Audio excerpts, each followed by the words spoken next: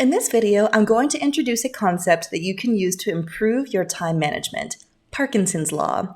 I'm going to explain what Parkinson's Law is, give you some examples, and then offer some strategies that you can use to recognize when this phenomenon is happening and how to use it to your advantage. I'm Sara Stilleke. I'm a scientist, and my channel is all about how to help you become more productive and successful.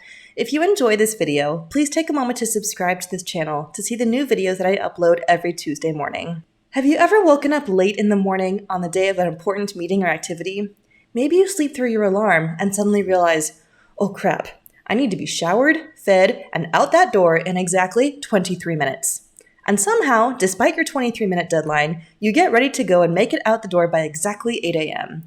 Conversely, have you ever had a morning where you woke up half an hour before your alarm on the morning of that important meeting and think, I have extra time to be nice and leisurely, and I'm going to be early to work this morning. Then, inevitably, you find yourself still only making it out the door by exactly 8 a.m.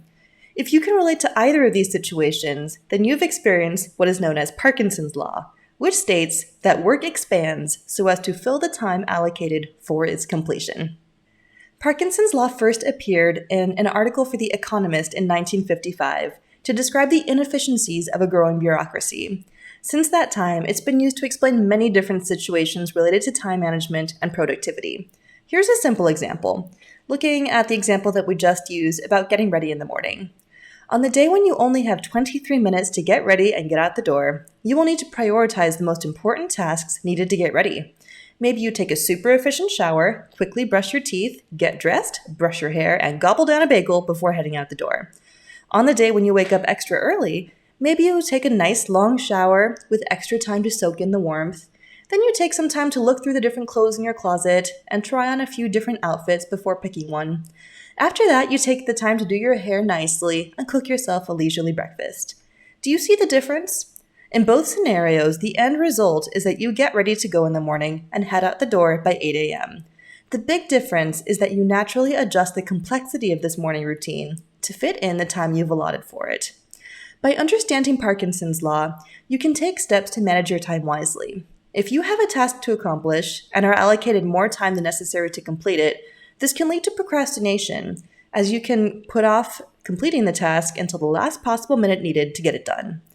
Another possible consequence of allotting too much time to a task is that you fall into perfectionist mode, where you finish the task early and then use the rest of the time to keep making tiny extra adjustments and changes, which may not actually be necessary to the quality of the finished task.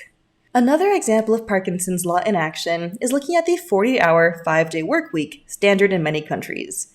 If you think about it, what are the odds that every single professional job takes exactly 40 hours over 5 days to complete properly?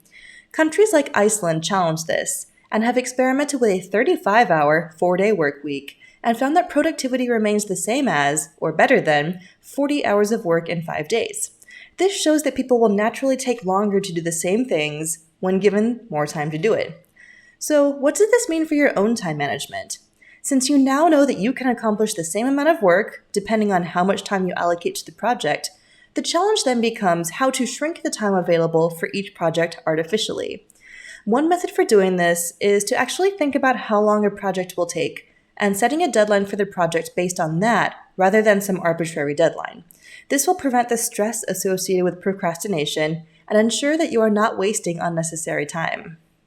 Another way to manage the effect of Parkinson's Law is to set self-imposed deadlines for yourself.